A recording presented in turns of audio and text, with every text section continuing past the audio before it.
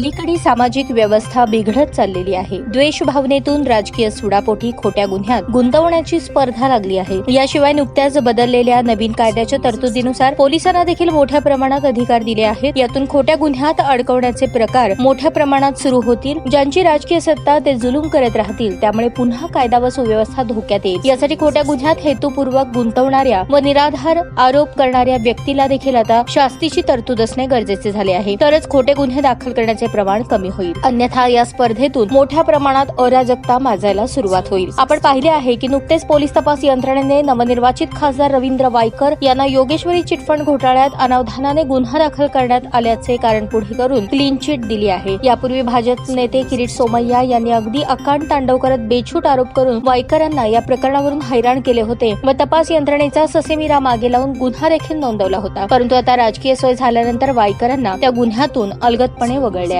वास्तविक यातून सर्वसामान्य जनतेला अनेक प्रश्न पडत आहेत। शासनकर्ते तपास यंत्रणेचा नक्की गैरवापर करत आहेत असे अनेक प्रकारांवरून दिसून आले आहे। ही बाब लोकशाहीला मारक ठरणारी आहे। त्यामुळे अशा प्रकारांवर अंकुश ठेवण्यासाठी सरकारने आता खोटे गुन्हे दाखल करून त्रास देणाऱ्यांविरुद्ध कायद्यात स्वतंत्र शिक्षेची तरतूद करणे आवश्यक झाले आहे, असे मत सोलापूर बार असोसिएशनचे माजी अध्यक्ष तथा ज्येष्ठ विधिज्ञ सुरेश गायकवाड यांनी व्यक्त केले।